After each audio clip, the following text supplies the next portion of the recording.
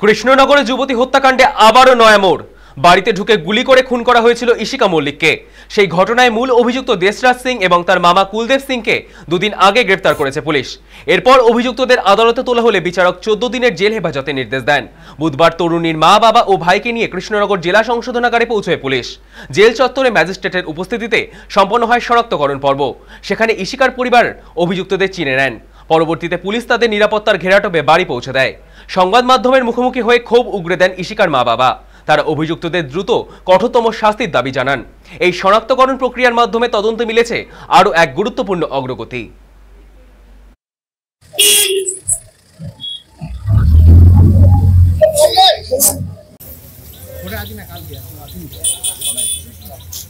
আমি কৃষ্ণনগর জেলখানায় গেছিলাম কি করতে, আমার মেয়ের খুনিকে শনাক্ত করতে। আপনি চিনতে পেরেছেন?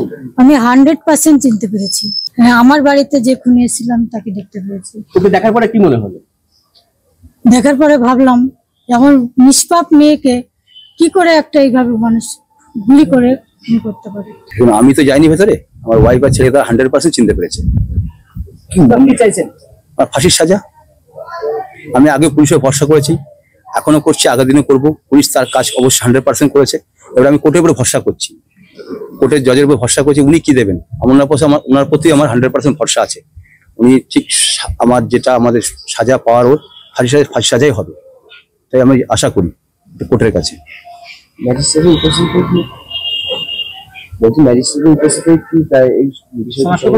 হ্যাঁ, ম্যাজিস্ট্রেট উপস্থিতি হয়েছে।